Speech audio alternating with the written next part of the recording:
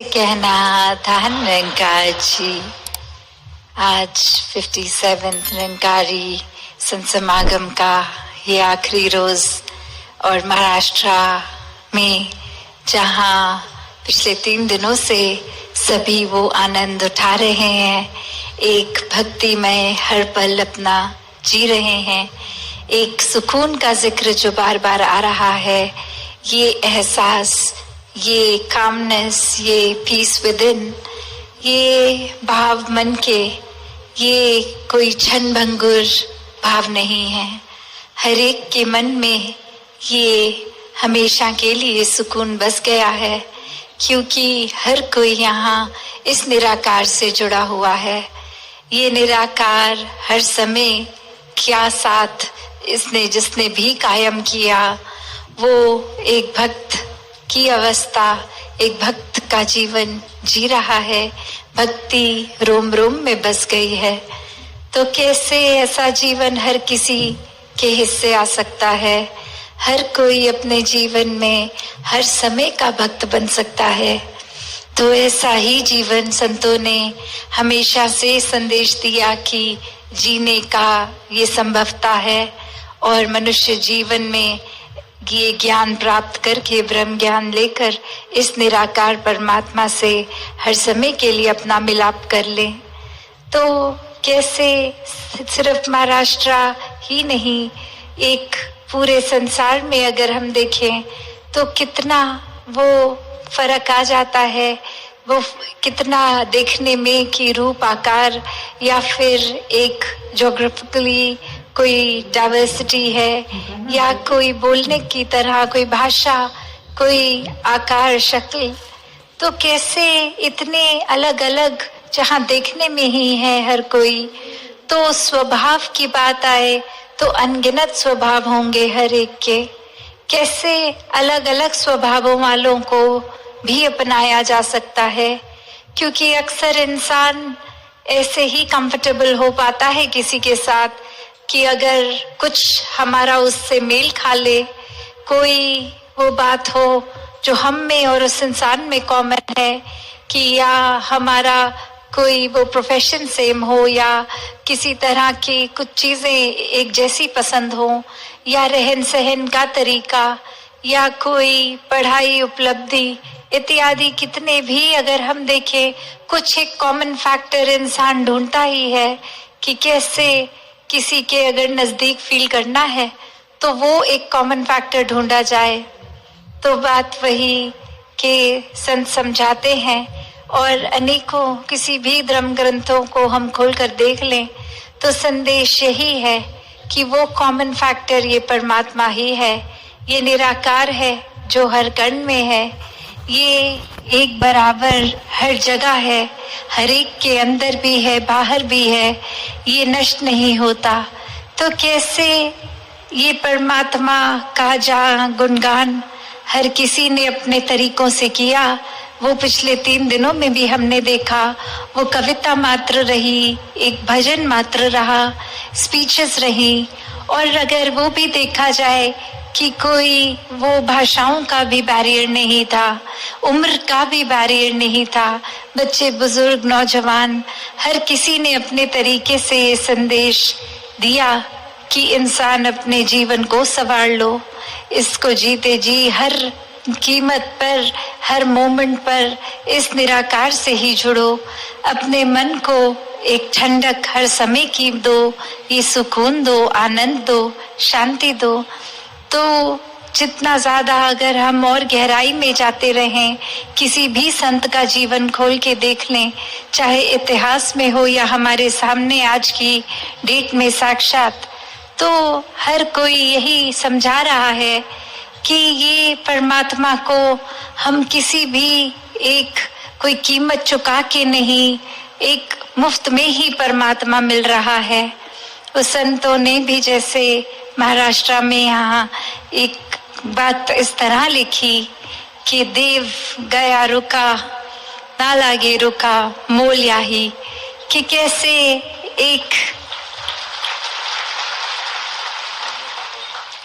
ये देव गया फुका की बात की, ये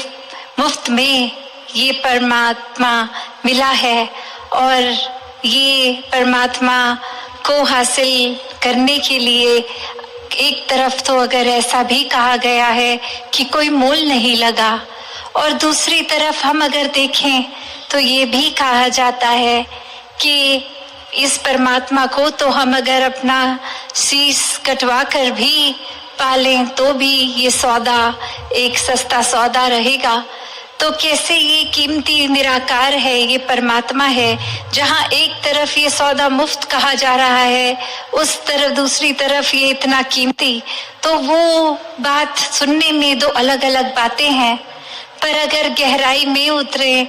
तो फिर ये सौदा सर कटवा के सस्ता भी इसलिए कह रहे हैं जीवन को, क्योंकि इसमें जो सर कटने की बात है वो अहंकार रूपी सर है, वो ईगोइस्टिक हेड हमारा, जो हर समय अपने आप को प्रथम मान रहा है। और कैसे फिर ये संसार में ये हर कोई जान लेता है कि जहाँ एक अपनी मैं को सिर्फ खोकर इतना बड़ा परमात्मा, ये असीमित परमात्मा मिल सकता है,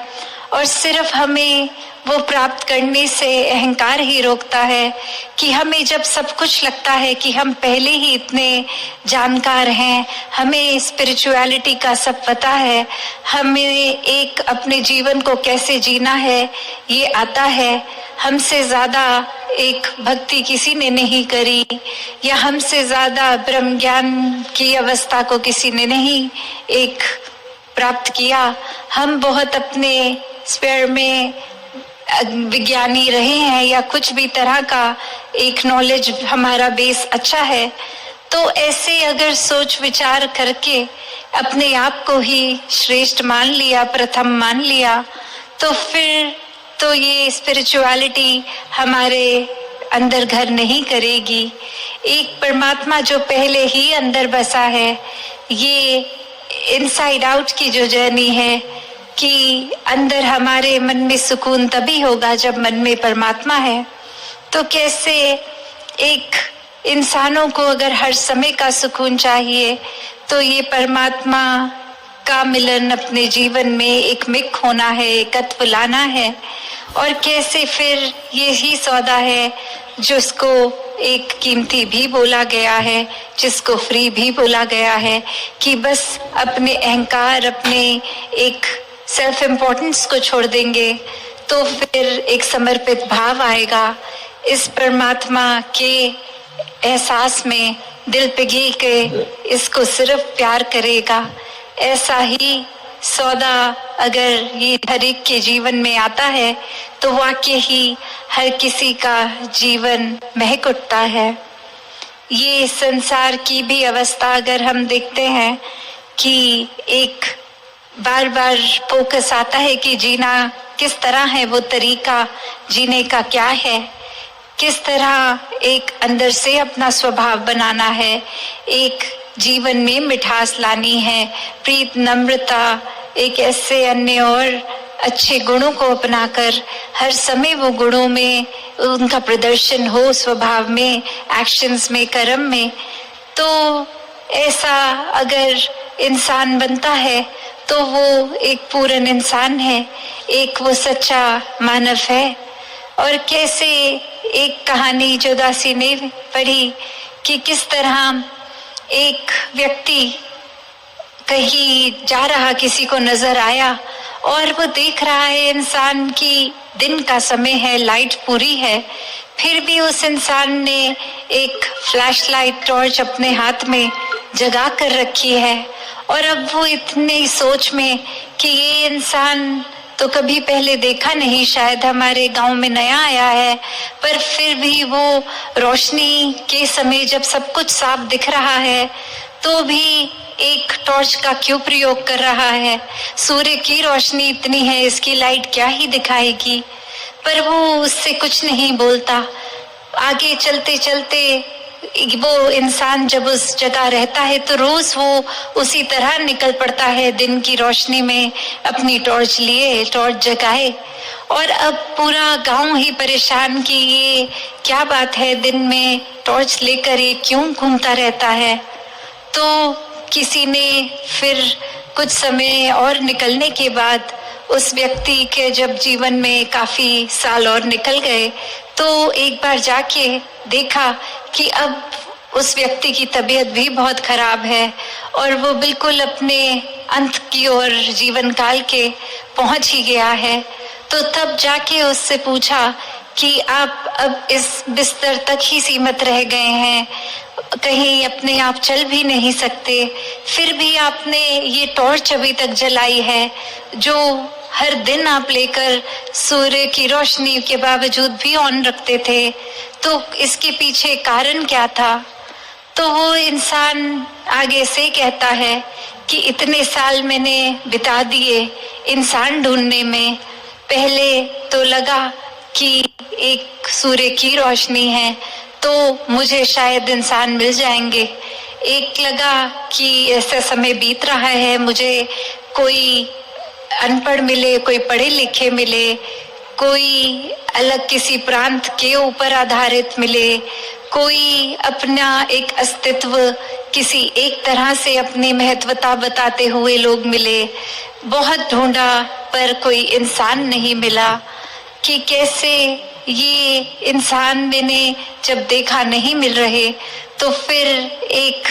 टॉर्च का उपयोग भी कर लिया कि शायद सूरज की रोशनी में नहीं मिल रहे, अब ढूंढता हूँ जिससे बात करूंगा और उसको उसके अंदर का इंसान ढूंढूंगा तो शायद कुछ मिल जाए। तो बात वही जो कहना चाह रहा था कि हम कैसे हर समय अगर ऐसा करके एक इंसानियत को खोते हैं तो वो बात समझाते समझाते आगे वो फिर से उस व्यक्ति से बात करते हुए कहता कि अब क्या आपको इंसान मिल गए इतने साल सूर्य की रोशनी में भी जो नहीं मिले थे, अब क्या टॉर्च की लाइट से ढूंढने से मिल गए? तो वो आगे कहता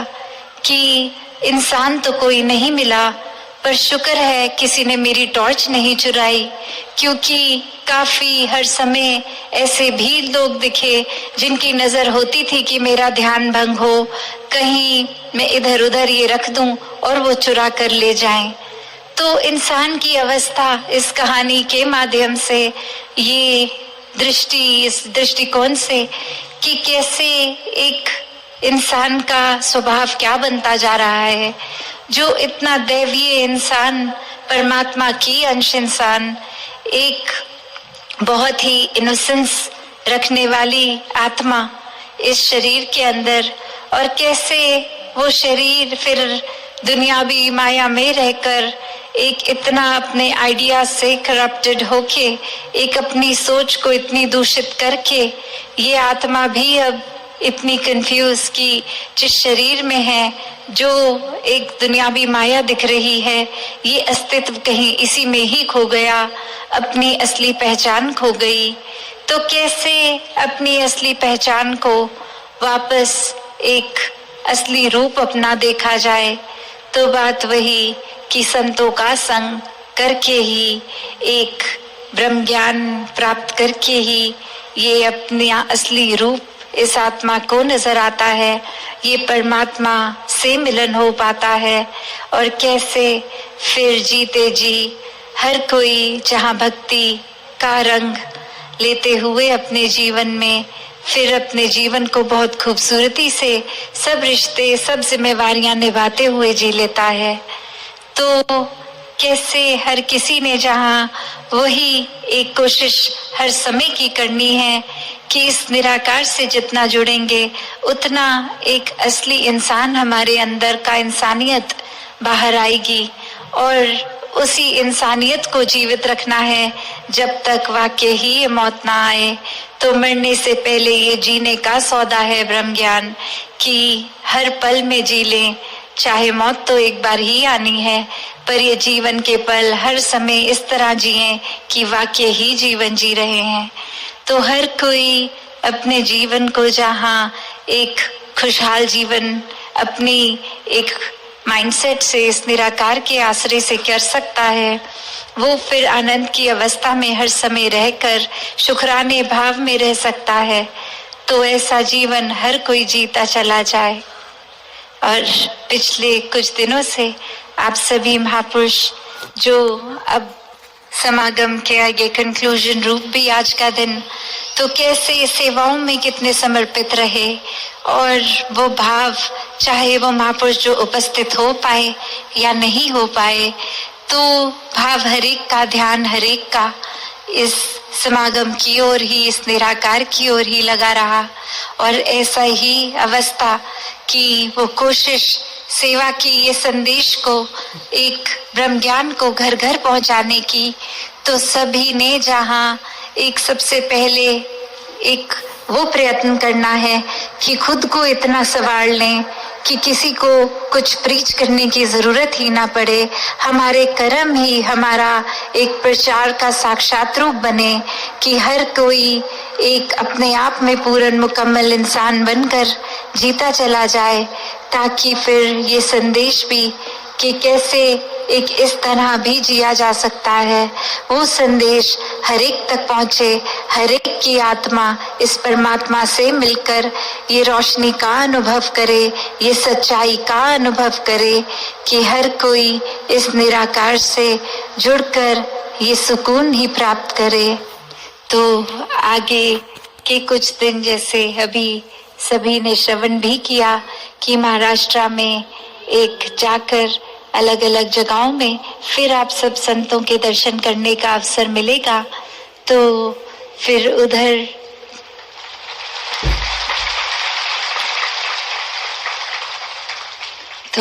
भी दासी अपने मन के भाव रखकर एक वही अरदास हरेक के लिए कि दातार हरेक पे कृपा करे कि हर कोई एक अपने असली मूल इस निराकार से जुड़े, सेवा सिमरन सत्संग करते हुए अपना भी कल्याण करें और पूरी मानवता का भी कल्याण करें। इस शरीर को स्वस्थ रख के, इस जिंदगी को, एक एक पल को एक बहुत ही कीमती तरीके से जीकर, एक एक पल का मोल डाल के जहाँ जिए, वहाँ इस आत्मा का भी कल्याण इस तरह करें कि हर पल में बस निराकार ही निराकार हो और कुछ प्राथमिकता लगे ही ना। सत्संगत जी।